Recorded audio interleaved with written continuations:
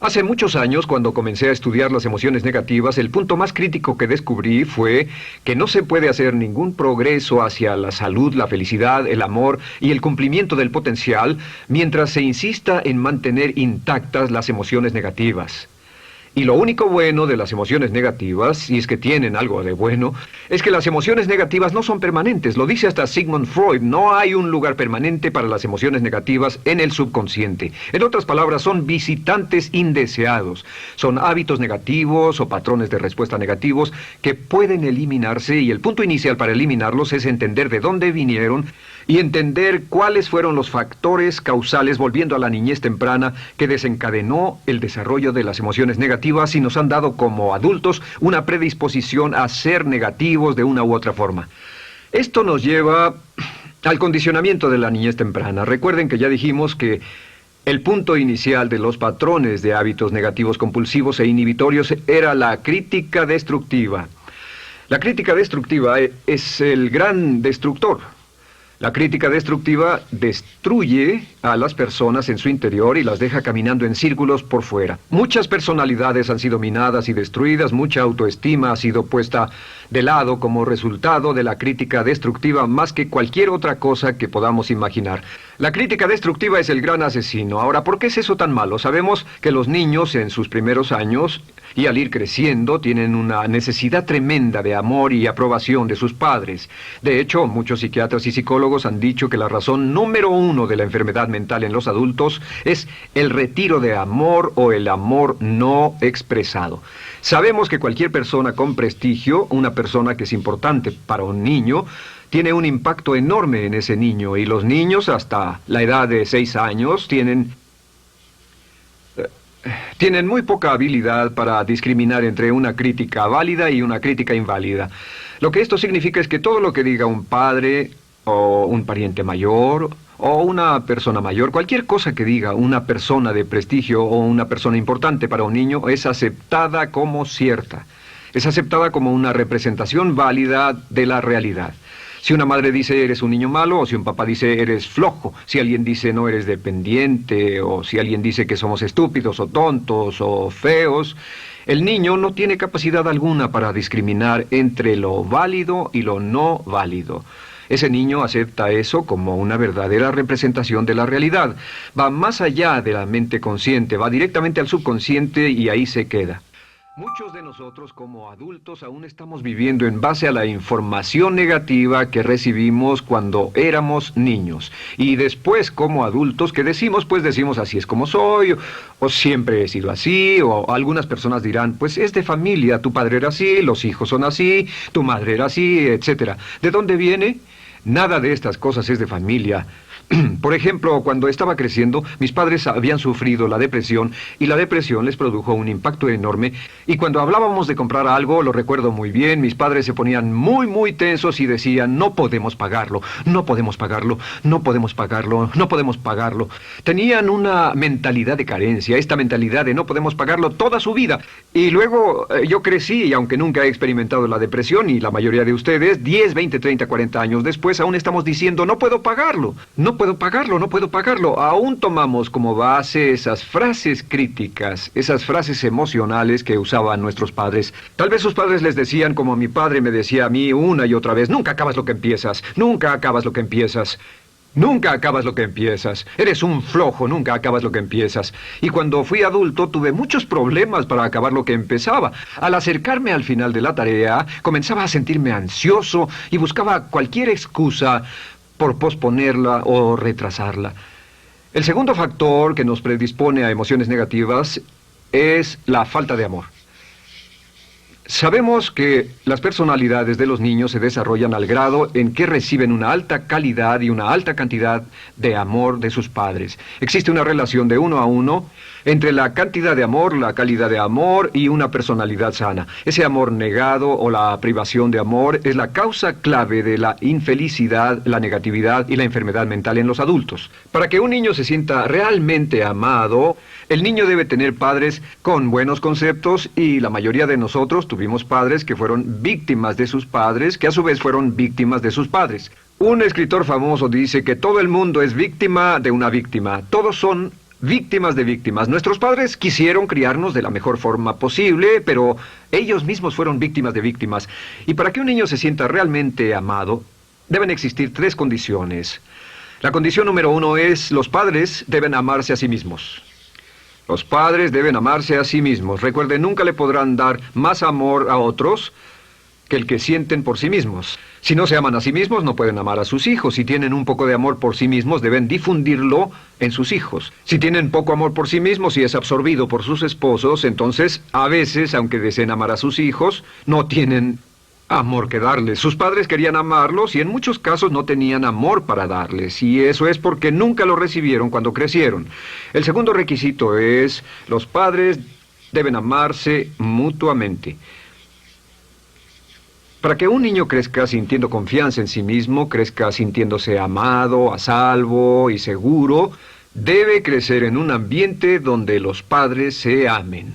No hay nada que le dé más temor a un niño que crecer en un hogar donde los padres peleen entre sí, donde los padres no se amen, donde haya dificultades, porque el niño siempre tiene una tendencia, primero que nada, ser una víctima, pues al niño se le grita y se le vocifera, y entonces cree que la razón por la que mamá y papá pelean es su culpa. Ahora, una investigación interesante: como hay muchas familias de un solo padre, la investigación interesante muestra que cuando uno de los padres se va como resultado de una separación o un divorcio, los niños que quedan invariablemente están convencidos de que la razón por la que el otro padre se fue se debió a algo que él hizo.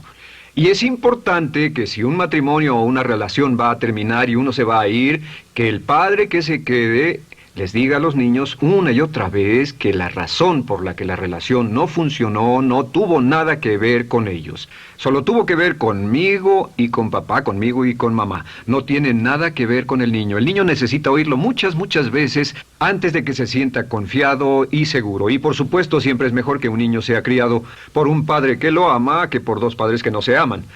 Una tercera condición que debe cumplirse si no quiere que exista la falta de amor es que los padres deben amar al niño. Los padres deben amar al niño. Bueno, esto parece muy obvio y muy lógico. La verdad es que, y esto es lo más difícil para usted y para mí como adultos, que ni siquiera lo pensamos, que es posible que nuestros padres no nos quisieron. No porque no lo intentaran, querían amarnos y tenían la intención de hacerlo, desde luego, etcétera, etcétera. Pero simplemente como tenían conflictos mutuos y problemas sin resolver con sus padres, y sufrieron la guerra y la depresión, tenían que hacer carrera y otras responsabilidades, nunca lo lograron totalmente. ¿Entienden? Esa fue la dificultad. Lo deseaban, pero nunca lo lograron. La única forma en que puede amarse a un niño es pasando una gran cantidad y calidad de tiempo con el niño.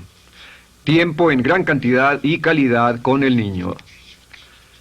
10 minutos al día no bastan. Los niños se consideran valiosos según el grado en que las personas más importantes en su vida pasen tiempo con ellos. Si las personas más importantes en su vida, sus padres, solo pasan poco tiempo con ellos, los niños concluyen que la razón para ello es que tienen muchos defectos, que hay algo esencialmente malo en ellos y que por eso sus padres no pasan más tiempo con ellos. Los niños no piensan con la razón, lo hacen en forma emocional. Solo piensan: mi padre está aquí, me ama, y si no pasa tiempo conmigo, él o ella no me aman. Y si cualquiera de esas 3 condiciones existió o más cuando estaba creciendo, los padres no se amaban a sí mismos, o no se amaban mutuamente, o tal vez no lo amaban porque nunca lo lograron, aunque querían, entonces usted debe haber crecido en conjunción con la crítica destructiva que se llama culpa. ¿Y qué es la culpa? Pues simplemente la culpa es un sentimiento de no valer mucho. ¿De dónde sacamos este sentimiento? Lo obtenemos cuando continuamente gente importante nos critica en nuestra vida y simultáneamente no nos dan el amor que necesitamos. Sentimos que no valemos mucho o que no valemos nada. Y un sentimiento de culpa nos lleva a un sentimiento de falta de mérito, falta de valor y culpa. Y esa culpa, ese sentimiento de falta de mérito, es el mayor problema del siglo XX, la principal fuente de enfermedad mental.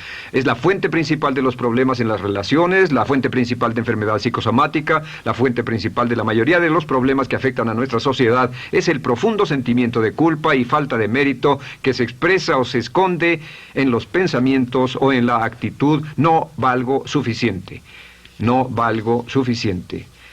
No valgo suficiente. Ya hablamos de la autoestima y de lo importante que es. La autoestima significa me quiero mucho, me quiero mucho, me quiero mucho, me quiero mucho. Las personas que han sido criadas con críticas destructivas durante su vida no solo no se agradan a sí mismas, no sienten que sean lo bastante buenas para nadie, y en muchos casos están llenos de odio por sí mismos. Se odian a sí mismos, se autocondenan o se detestan. Y verán que esto sale en sus conversaciones y sale en sus relaciones con otras personas. Las personas que no se quieren a sí mismas, aunque quieran tener buenas relaciones, simplemente no son capaces de ello. Las personas que piensan que no son buenas para nada siempre lo hacen aflorar, siempre será un problema. Ahora, ¿cuál es la razón principal de la culpa? ¿De dónde viene la culpa? La culpa viene de 3 fuentes negativas: padres negativos, influencias negativas o religión negativa. Una de las 3. Cualquiera de estas 3 usa la culpa. De la culpa se valen y aprovechan, en especial los padres y las organizaciones religiosas, por 2 razones. Una es el castigo. La culpa se usa para castigarnos. Cuando estamos creciendo, el castigar es la forma más fácil de hacer que uno se sienta mal. Nuestros padres nos hacen sentir mal castigándonos físicamente o sermoneándonos o regañándonos. Y el castigo es una forma muy eficaz de irnos conformando o de conseguir que hagamos lo que los demás quieren. La segunda razón por la que se usa la culpa cuando se practica en forma consciente, y algunas organizaciones la practican así, es para tener más control emocional en especial, porque se puede controlar a una persona emocionalmente con culpa y manipular su comportamiento. Hay muchas organizaciones que usan la culpa como una herramienta de control y manipulación. Si puede controlar a las personas con suficiente fuerza y en forma emocional, puede conseguir su dinero, puede conseguir su tiempo, puede conseguir su compromiso, demandar sus recursos, etc. Muchas organizaciones usan la culpa para aplicar un castigo. Muchas organizaciones de caridad que se anuncian por televisión, en especial las de causas benéficas que involucran a niños o a personas incapacitadas, usan un sentimiento de culpa. A usted le va tan bien que debe sentirse culpable por estas personas que sufren. O envíenos algo de dinero y eso se encargará de su culpa por un momento hasta que lo incluyamos en nuestra lista de correo, etcétera. Y la culpa es un estándar. ¿Por qué se usa tan comúnmente? Pues primero que nada porque casi todos nosotros la tenemos en mayor o menor grado. Y número 2, es fácil. La culpa es fácil. ¿Por qué nuestros padres la usan con nosotros? ¿Por qué nuestras madres la usan con nosotros? Nuestras madres pueden controlarnos con la culpa en un cuarto repleto. Nuestra madre puede controlarnos a miles de kilómetros por teléfono. Los padres usan la culpa en sus hijos porque sus padres usaban la culpa en ellos y así sucesivamente. Es lo más fácil. No existe un esfuerzo físico. Puede hacerse con una mirada o de reojo o una palabra. Ya sabe que las personas siempre buscan lo más fácil. Esté alerta. Ustedes han sido criados en un ambiente donde se les ha hecho sentir culpa y casi todos lo vivimos. Debemos entender que la culpa es como una letrina o bacterias emocionales negativas que se colocan en la raíz de su psique o su subconsciente y activan todas las demás emociones negativas: furia, odio, envidia, resentimiento, frustración y duda, temor, etcétera. Las crea y las activa a todas. Y la forma para, en realidad, deshacerse del centro es exorcizarlo, extirparlo. Y es lo que vamos a hacer el resto de esta sesión. Primero, ¿cómo podemos saber si nos criaron con sentimientos de culpa? Bien, a esto le llamamos la manifestación adulta de la culpa. Manifestación adulta de la culpa. Puede saber, probándose a sí mismo, ¿cuánto de esto tiene?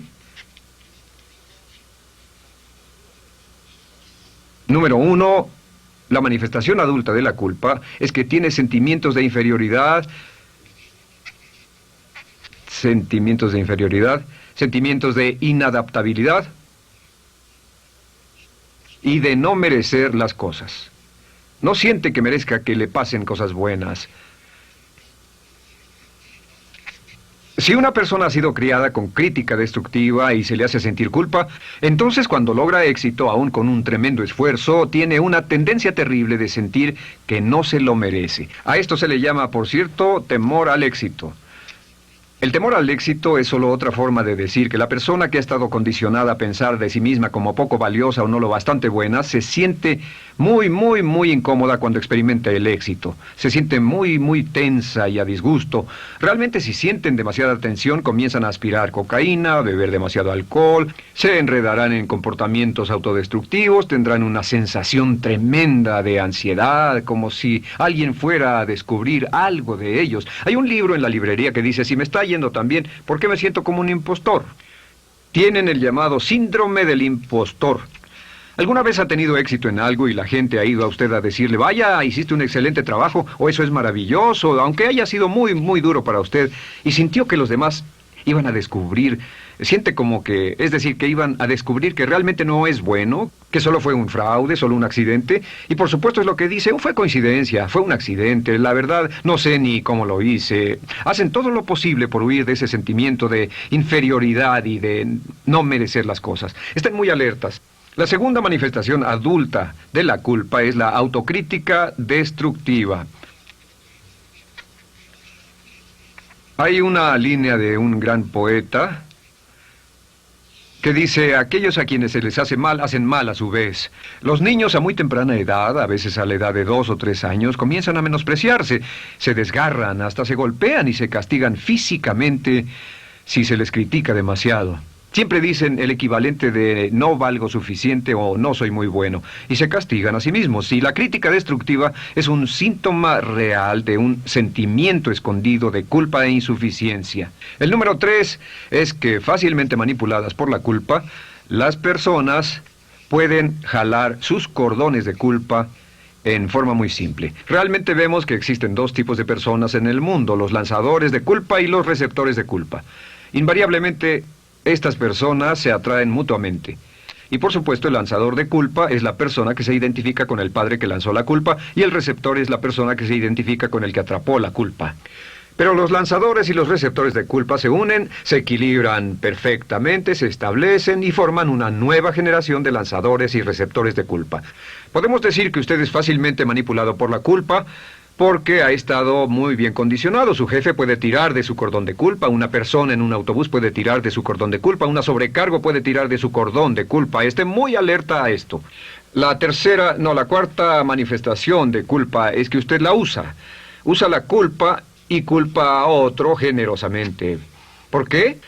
Pues si ha funcionado en usted, la hará funcionar en ellos. Le parecerá que es un intercambio, un trato muy justo. Usa la culpa y la culpabilidad y se convierte en la base de sus relaciones con los demás. Cuando algo sale mal, les echa la culpa a ellos. Algo sale mal, culpa a alguien más. En cuanto hay un problema, busca a quién culpar. Un experimento muy interesante con la cámara escondida hace algunos años, fue que hicieron una plancha de hielo y la pusieron en la acera sin que nadie los viera. No hacía mucho frío, pero lo hicieron y observaron cómo reaccionaban las personas cuando pasaban por ahí, cuando caminaban por ahí, llegaban a esa plancha de hielo, se desequilibraban y se resbalaban, y lo primero que hacían era observar a la persona más cercana a ellos, enojados, verdaderamente furiosos, en otras palabras, buscaban a quién culpar. Y si no había nadie cerca de donde habían caído, se levantaban otra vez, miraban a su alrededor, no había nadie y entonces pateaban el piso, pateaban con fuerza y se iban. Nuestra tendencia natural cuando algo sale mal es buscar a alguien o algo a quien culpar, en especial si nos criaron con una culpa continua. Y la quinta manifestación es lo que llamamos lenguaje víctima. Ahora recuerden que hablamos sobre la ley de concentración. Dice, lo que siembras cosecharás.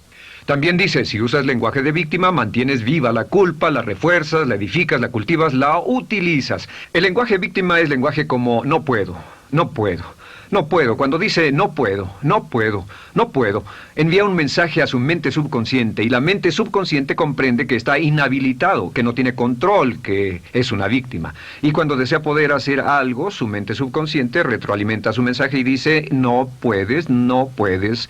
Y lo segundo que dice es tengo que, y otra vez no tengo control, no estoy a cargo. Pero existe otra expresión del lenguaje víctima que debemos evitar, y es esta, trataré. Trataré, sea lo que sea, trataré. ¿Qué significan las palabras trataré?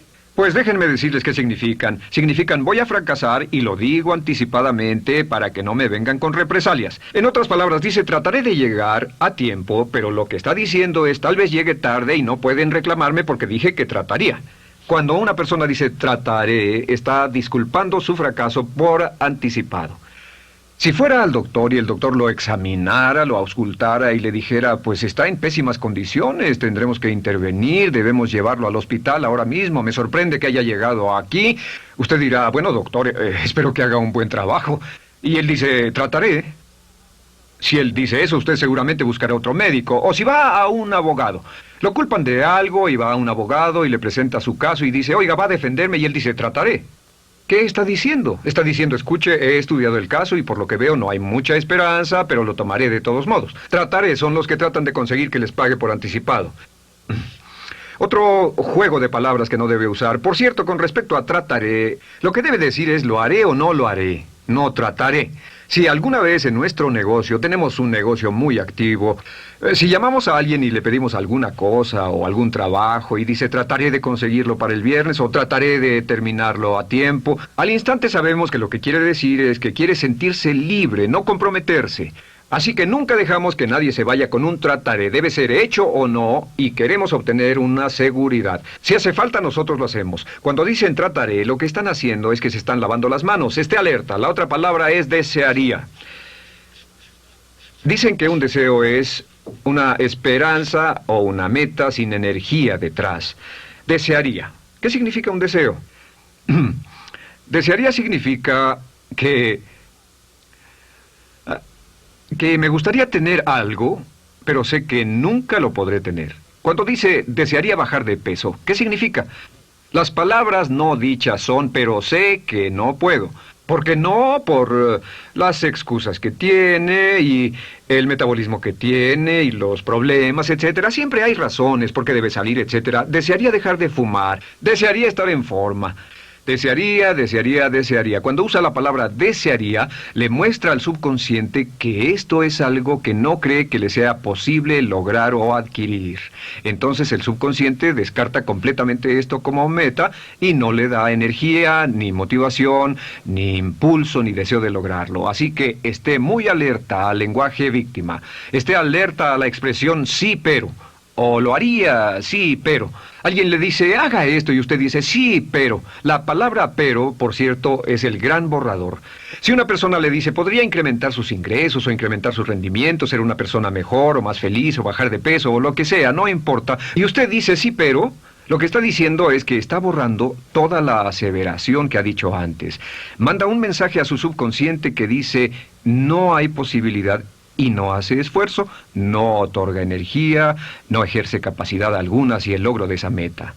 Y las personas que han sido criadas con culpa tienen 5 cualidades o 5 manifestaciones de adultos. Una es que se sienten inferiores, se sienten inadecuadas, sienten que no merecen que les pasen cosas buenas. Estén muy alertas a eso. El número 2...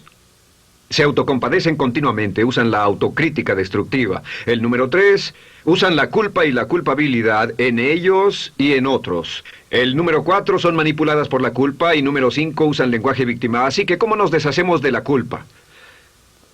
¿No es sorprendente cómo se aclara esto? Este pizarrón, todo se borra. Tengo una varita mágica cuando me voy a sentar al escritorio.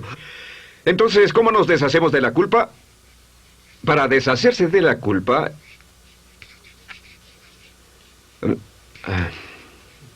este es el proceso. Tiene algunos pasos importantes. Número 1, el primero de la lista, elimine la autocrítica.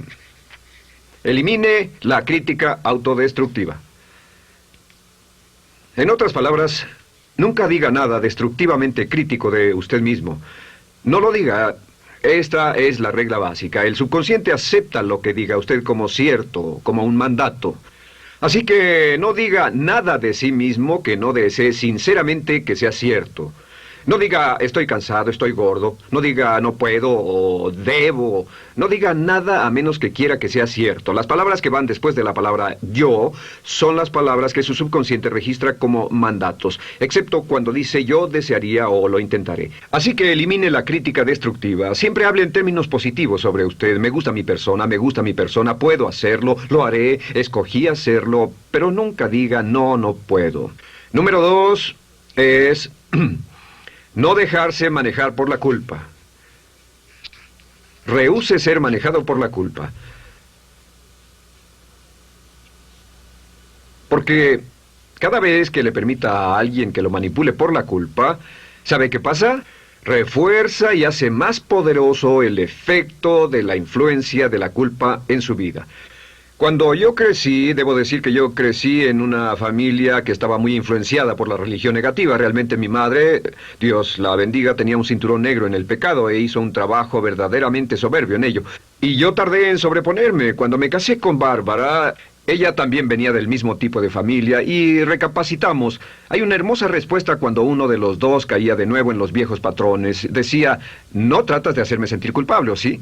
No tratas de hacerme sentir culpable, ¿o sí? Solo diga, no tratas de hacerme sentir culpable, ¿o sí? Y no deje que las personas lo manipulen usando la culpa. El número 3, no use la culpa o la culpabilidad y anuncie que no va a usarla. No la use en otras personas y permita que sus hijos o su cónyuge digan lo mismo. No tratas de hacerme sentir culpable, ¿o sí? Repítalo una y otra vez. Y si la otra persona le dice, eso es lo que trato, contéstele, no va a funcionar. Y no funcionará. Es que la culpa solo funciona mientras usted no sepa que está siendo usada en usted. El número 4 es lo que llamamos la ley del perdón. Es la más importante de todas. Realmente es el centro, es el meollo de toda esta sesión. La ley del perdón simplemente dice que usted está sano mentalmente hasta el grado en que pueda perdonar libremente y olvidar las ofensas. Que su habilidad para perdonar a los demás es la clave que determina su felicidad y su éxito en la vida. Su habilidad para perdonar a los demás es la única forma de eliminar la culpa. Su disponibilidad para perdonar a los demás y olvidar ofensas es el determinante más importante de si usted está o no totalmente integrado y es un adulto que funciona como ser humano. Porque la tendencia de culpar y de guardar rencores es una tendencia patológica infantil que la poseen todas las personas que están enfermas mentalmente.